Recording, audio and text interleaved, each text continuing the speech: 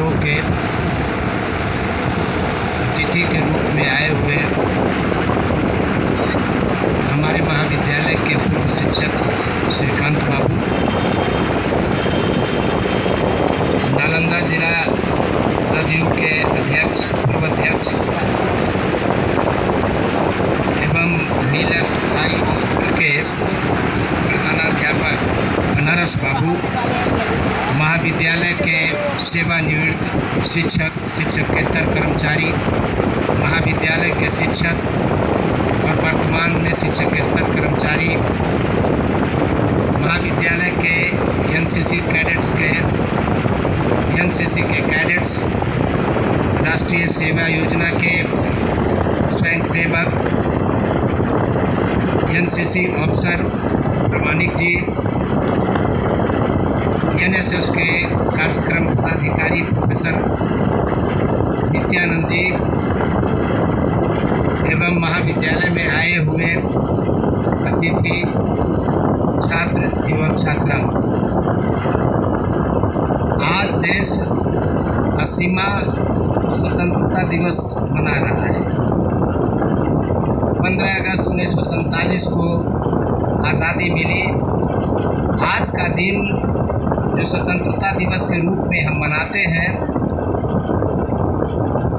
वो इसलिए कि जो हमारे देश के लिए महान विभूति जो अपनी शहादत इस देश के लिए दिया है, उनको हम याद करते हैं, उनको श्रद्धांजलि देते हैं, उनसे हम कुछ सीखते हैं, हम अपने इतिहास को जानते हैं। आज़ादी आज जो मिली है वो तिरंगे, हमारा सबसे प्यारा तिरंगा जो फहरा रहा है, उसके समक्ष हम देश के लिए, हम अपने देश के लिए संकल्प लेते हैं, शपथ लेते हैं भारत की एकता के लिए, अखंडता। देश को आज़ादी 1947 में मिली और आज हम 80वां स्वतंत्रता दिवस मना रहे हैं। भली भांति जानते हैं कि आज़ादी मिली, 200 सालों तक यह देश अंग्रेज़ों का गुलाम रहा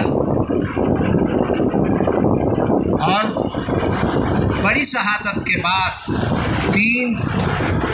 तीन पुस्त बीत गए इस लड़ाई में, आज़ादी की लड़ाई लड़ने में, और जाकर 1947 में आज़ाद भारत हुआ। जिन्होंने इस देश के लिए अपनी कुर्बानी दी, उनके मन में भी होगा कि हमारा जो भारत है वह कैसा हो, क्योंकि यह एक औपनिवेशिक अर्थव्यवस्था थी। भारत, हम शोषण के शिकार थे, ये आप भली भांति जानते हैं। ज़्यादा हम आप वक्त नहीं आज के दिन लेना चाहते, क्योंकि मौसम भी गर्मी का है और बहुत ज़्यादा इतिहास में नहीं जाना चाहते, लेकिन इतना कहेंगे कि देश के लिए, अपने देश के आर्थिक विकास के लिए अब जो लड़ाई लड़नी है वह देश की लड़ाई लड़नी है, हमारी गरीबी की लड़ाई है, हमारी बेरोजगारी की लड़ाई है, हमारे देश में जो समस्याएं हैं, पर्यावरण की समस्या है, अलगाववाद की समस्या है, संप्रदायवाद की समस्या है, मूल्यवर्दी के साथ समस्या है, उससे हमारी लड़ाई लड़नी है। देश को आज़ादी मिली, देश को चलाने के लिए संविधान बना। संविधान बनने के बाद देश के आर्थिक विकास के लिए पंचवर्षीय योजनाओं की शुरुआत की गई और भिन्न पंचवर्षीय योजनाओं के मार्फत विकास की गति आगे बढ़ी। हमारा देश जब नई आज़ादी मिली तो हम दूसरे पर आत्मनिर्भर थे, खाद्यान्न की कमी थी, हमारे पास तकनीकी ज्ञान का अभाव था, औद्योगिक प्रगति धीमी थी। भिन्न योजनाओं के माध्यम से हम आगे बढ़े हैं। आज भारत का स्थान विश्व में महाशक्तियों में होने लगा है। हम आज खाद्यान्न पर आत्मनिर्भर हो चुके हैं, तकनीकी पर आत्मनिर्भर हो चुके हैं और सूचना प्रौद्योगिकी के मायने में हमने दुनिया और देश और दुनिया को अपनी उपस्थिति दर्ज करा दी है। हम अग्रणी भूमिका में हैं। हमारे यहाँ से अन्य देशों में भी सूचना प्रौद्योगिकी का यहाँ से निर्यात किया जाता है।